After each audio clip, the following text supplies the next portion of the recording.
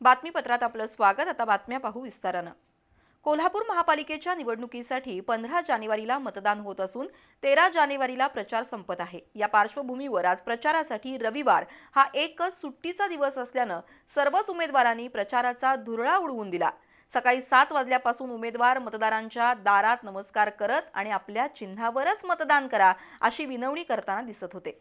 सकाळपासून मिसळ पे चर्चा, चाय पे चर्चा, कोपरा सभा, प्रचार रॅली, पदयात्रा अशा मार्गांनी मतदारांपर्यंत पोहोचण्याचा आटोकाट प्रयत्न सर्वच उमेदवार करत असल्याचं दिसून आलं। त्यामुळे आजचा रविवार खऱ्या अर्थानं प्रचाराचा सुपर संडे ठरला। महापालिका निवडणुकीचा प्रचार संपायला 2च दिवस उरले आहेत। त्यातच आजचा रविवार हा शेवटचा सुट्टीचा दिवस असल्यानं आज दिवसभर प्रचाराचा अक्षरशः धुरळा उडाला होता। सकाळी 7 वाजल्यापासूनच उमेदवारांनी पायाला भिंगरी बांधली होती।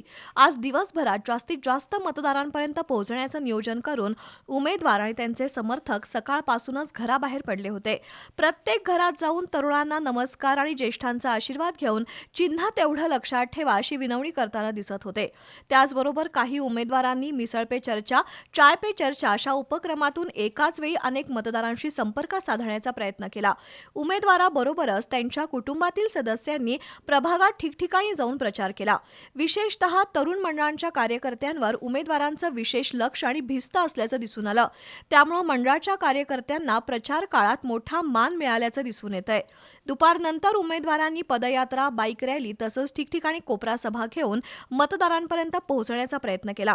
सुट्टीचा एकही क्षण वाया जाऊ नये यासाठी उमेदवार धडपडत असल्याचं दिसून येत होतं। रात्री उशिरापर्यंत जोडण्या लावण्याचं काम जोरात सुरू होतं।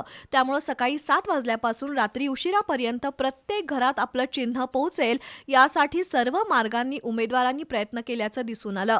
त्यामुळे आजचा दिवस खऱ्या अर्थानं प्रचाराचा सुपर संडे ठरला।